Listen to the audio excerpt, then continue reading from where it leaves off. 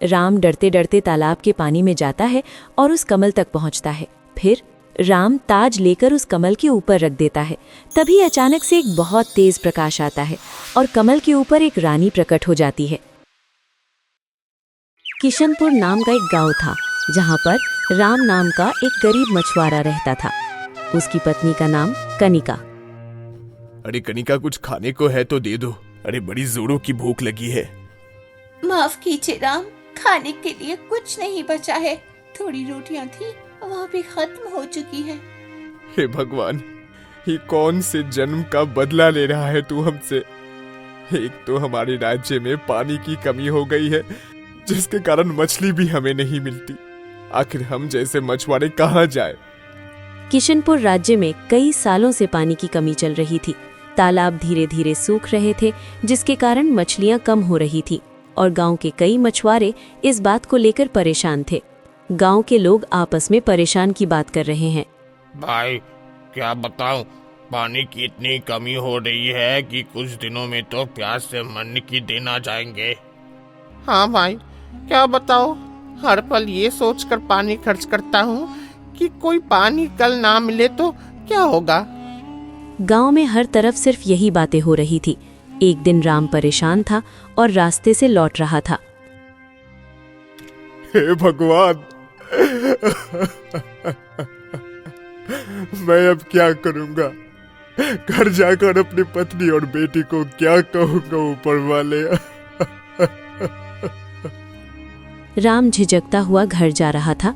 तभी रास्ते के पास से एक बूढ़ा व्यक्ति गुजरता है। बूढ़ा राम को सुनता है तो बोलता है, क्या हुआ बेटा, तुम इतने उदास हो रहे हो। आखिर कौन सा संकट आ पड़ा है तुम्हारे जीवन में। हाँ, क्या बताऊं बाबा, एक भी मछली नहीं मिली है। गांव में पानी इतना कम है कि कोई मछली ही नहीं मिलती है। मेरी छोटी सी बच्ची है 4 साल की, उसका पेट खाली है। भला मैं उसको क्या खिलाऊंगा। मेरी पत्नी है। शायद भगवान तुमसे कोई परीक्षा ले रहा है। कैसी परीक्षा ले रहे हैं? क्या आप मेरी कुछ मदद कर सकते हैं? परीक्षा का तो नहीं पता, परंतु तुम्हारे हालात काफी खराब है। मुझे एक जगह पता है जहाँ से तुम मछलियाँ पकड़ सकते हो। हे भगवान, आपका लाख लाख शुक्रिया। बताइए बताइए, मैं कहाँ से मछलियाँ पकड़ सकता हूँ? मेरा मार्गदर्शन कीजिए। तुम्हें यहाँ से पूर्व दिशा की ओर जाना होगा। जंगल के बीचों बीच एक तालाब है। उस तालाब में आज भी पानी है। उसमें तुम मछलियाँ पकड़ सकते हो, परंतु याद रहे, उस तालाब के बारे में तुम्हें किसी और को नहीं बताना है और ना ही उस तालाब से कोई छेड़खानी करनी है। केवल मछलियाँ लेकर वहाँ से आ जाना है। मैं आपको वचन देता हूँ कि मैं किसी को भी नहीं बताऊंगा उस तालाब के बारे में। आपका बहुत बहुत शुक्रिया। इतना कहकर बूढ़ा व्यक्ति वहां से चला जाता है और राम काफी खुश हो जाता है कि उसे अब मछलियां मिल जाएंगी। ये आशा मन लिए राम जंगल की ओर चलने लगता है। आखिरकार भगवान ने मेरी सुन ही ली और मेरी मदद हो गई। मछलियां पकड़कर अब मैं मछलियां पकड़कर उनको बेचकर सब सही कर दूंगा। राम मन में आशा लेकर जंगल की ओर जा तो रहा था, परंतु शायद अब एक नई कहानी जन्म लेने वाली थी जो बहुत दर्दनाक होने वाली थी। कुछ ही देर में राम उस झील के पास पहुंच जाता है। आखिरकार झील आ ही गई।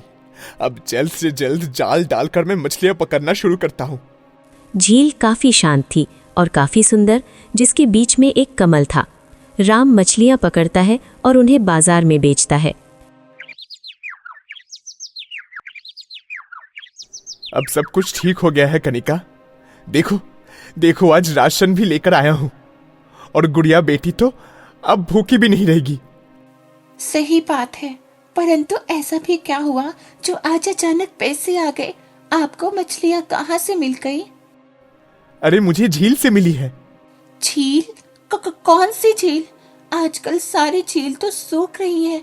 मछलियाँ कहाँ है? अरे नहीं, उन बाबा ने कहा था कि किसी को भी नहीं बताना है। दिन ऐसे ही गुजरते हैं। और कई दिन बीत जाते हैं। राम रोज तालाब में जाकर मछलियां पकड़ता था।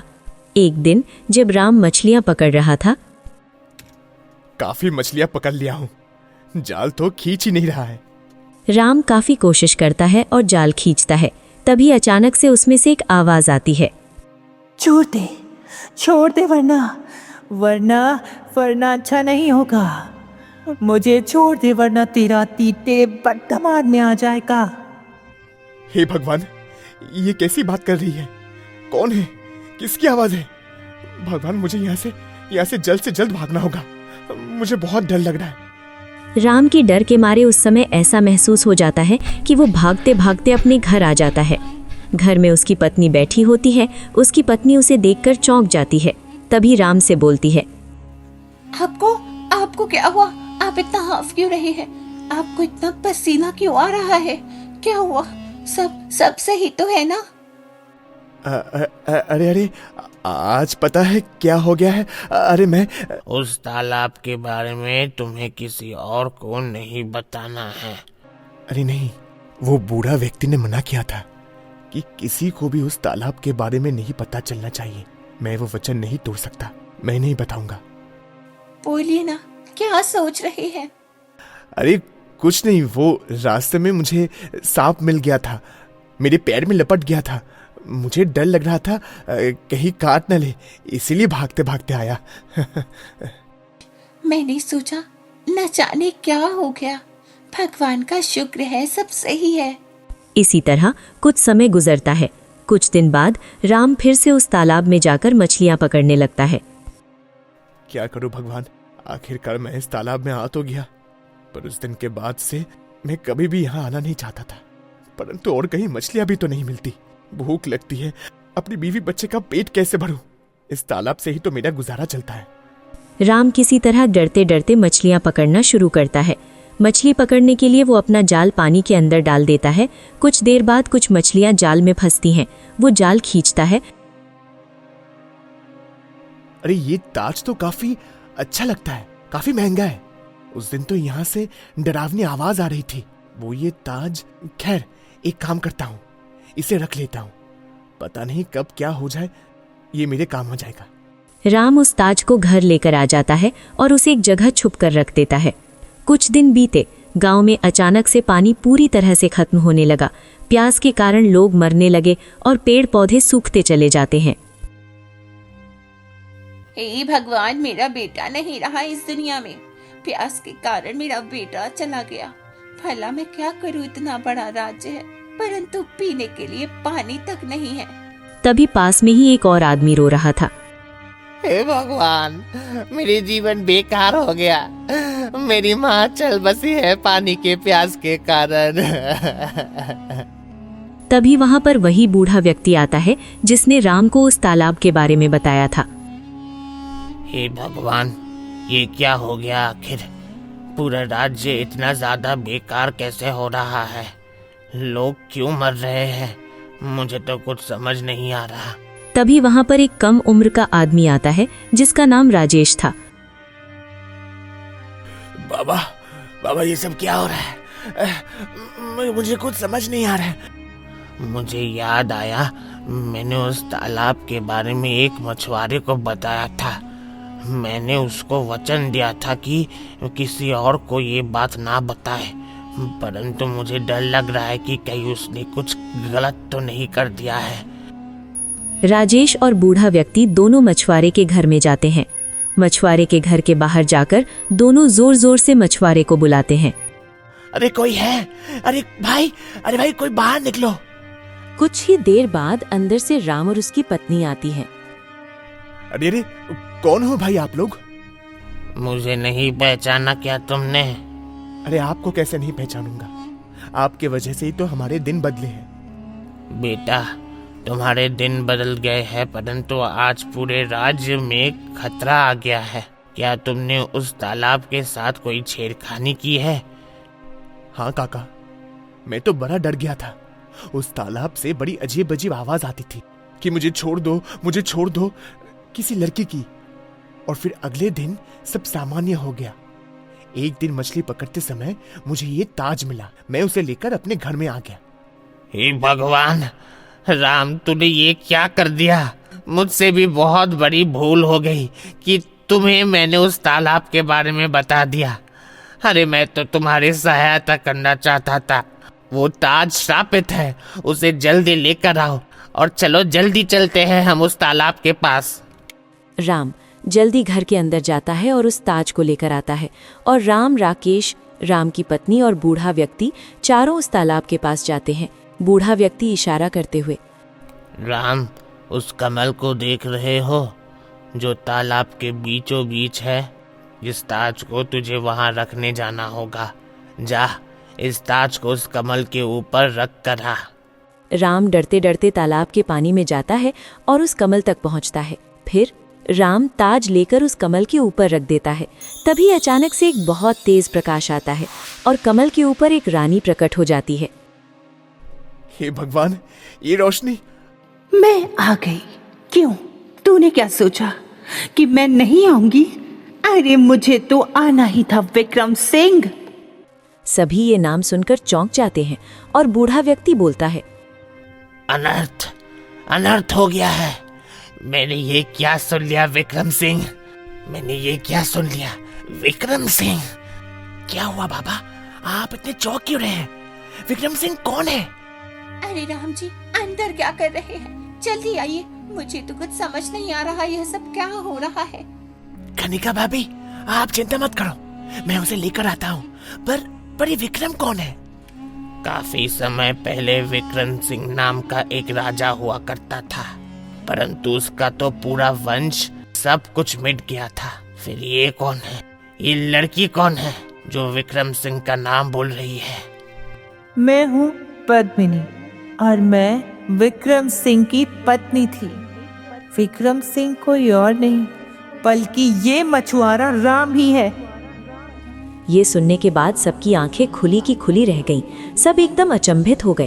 तभी राम बोला, हाँ, मैं हूँ राजा विक्रम। पर तुम तो मर गई थी ना, तुम जिंदा कैसे? मूर्ख, अच्छाई कभी नहीं हारती। अरे अच्छाई कभी नहीं मरती है। तुझे क्या लगा मैं खत्म हो गई? अरे तू तो राजा की पद्धति से हट गया और ईश्वर ने आज तुझे एक आम इंसान बनाया, पर मुझे अभी भी एक रानी बनाकर रखा, इस तालाब की रानी। परंतु अगर तुम रानी हो तो तुम हमारे साथ इतना अन्याय क्यों कर रही हो? क्या ये पूरा राज्य सुखी है? सिर्फ इसी तालाब में पानी है।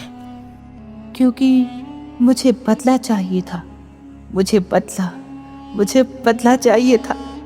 मुझे आज भी याद है, आज से लगभग सालों बरसों पहले मैं यहाँ की रानी थी।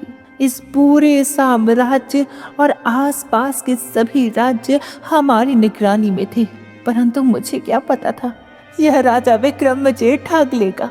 मुझे आज भी याद है, इसने मुझसे शादी करी थी, परंतु यह शादी सिर्फ एक समझौता था, समझौता मेरे पति और पिता के बीच में। दरअसल मैं कभी माँ नहीं बन सकती थी। पिता नहीं चाहते थे यह सच्चाई खुले, इसीलिए उन्होंने अपनी संपत्ति के सौदे कर दिए।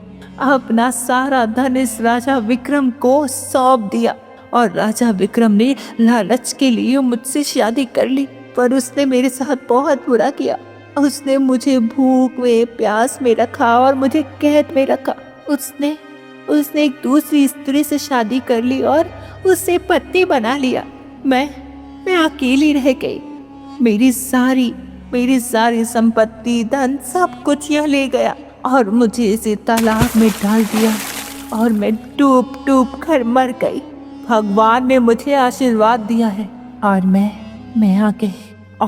और जब तक मैं अपना बदला नहीं ले लेती, मेरी रूह को शांति नहीं मिलेगी। राम यानी विक्रम सिंह, आज तेरा अंत होगा। भगवान के लिए हम पर दया करो। जिसने तुम्हारे साथ बुरा किया उसको मारो, परंतु इस राज्य में औरतें, बच्चे सब है, उनके बारे में तो सोचो।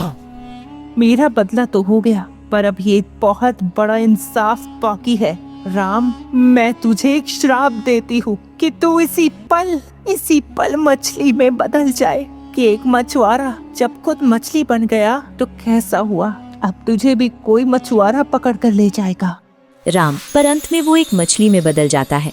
रानी पद्मिनी भी देखते ही दिखती प्रकाश में बदलकर गायब हो जाती है।